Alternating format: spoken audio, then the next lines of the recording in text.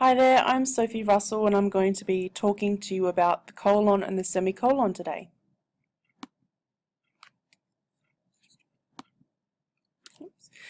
Okay, let's start with the colon.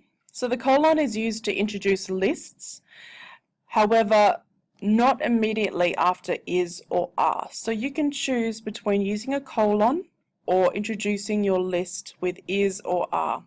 Let's look at an example. Cinderella was known for her fine qualities: compassion, friendliness, courage, kindness, and resilience. As you can see, the colon is there, which goes right before you list your items.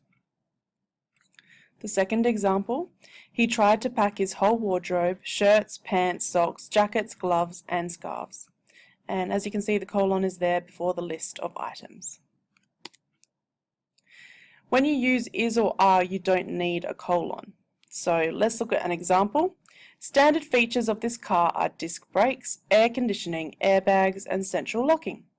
So as you can see here, the word are has been used, but you could take out that are and replace it with a colon instead.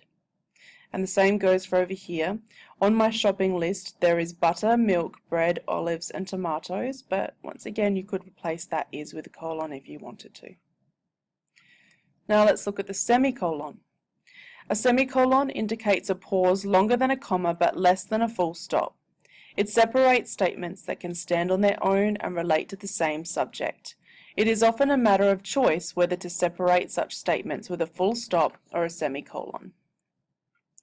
Many students make the mistake of separating two such statements with a comma instead of a semicolon or full stop, which is incorrect and actually leads to run-on sentences. And let me tell you now, teachers hate run-on sentences. You would use a semicolon if you wanted to show that two statements are closely connected. Do not use a capital letter after a semicolon. Here is an example. Bill was going bald, his hair was falling out. So as you can see, we've used a semicolon here because I felt that these two sentences were too closely connected to be separated by a full stop. However, to have used a comma there would have been incorrect punctuation. So I've used a semicolon. Next example. I didn't see the step, I've now got a bandage on my head.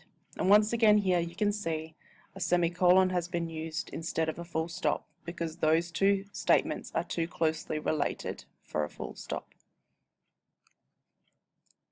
And that's all today. Thank you for listening.